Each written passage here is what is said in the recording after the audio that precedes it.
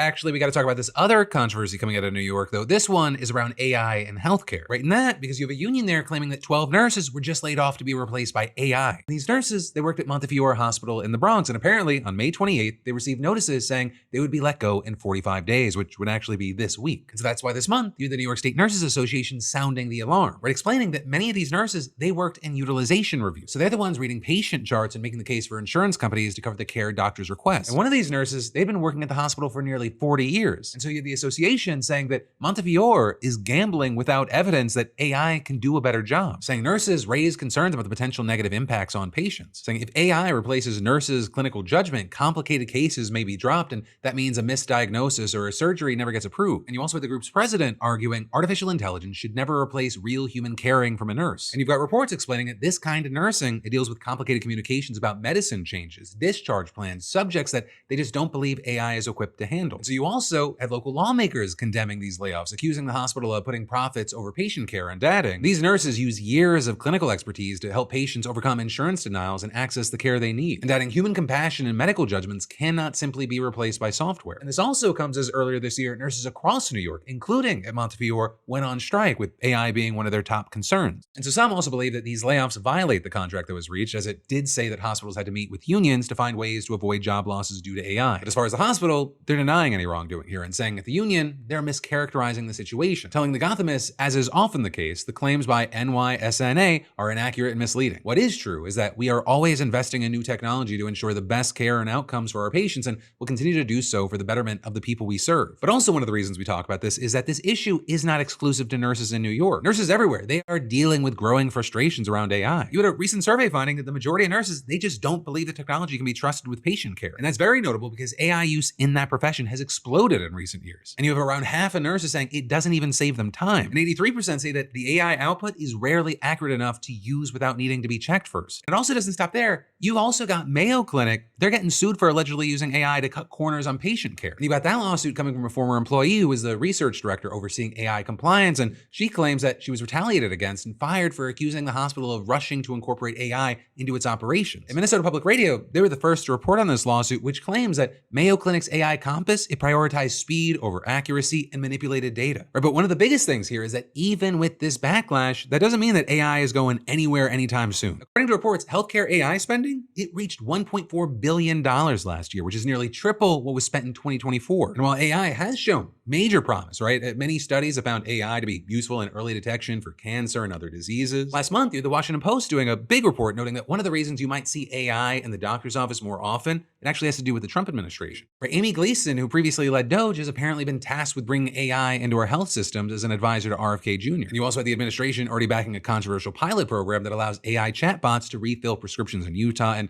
officials are also planning to offer millions of dollars in research awards to developers of an AI cardiovascular care software. You're seeing people saying essentially that it feels like the administration is trying to build the railroad, but the train's already left the station. Or with, for example, the Post noting in internal discussions, some in the administration are working on a way to regulate independent AI doctors. But then from that, let's actually close out today's show with two quick pieces of news that really stand out. The first is that Meta just dropped that new feature on Instagram that would have let people take your posts and make whatever AI images they wanted with your face.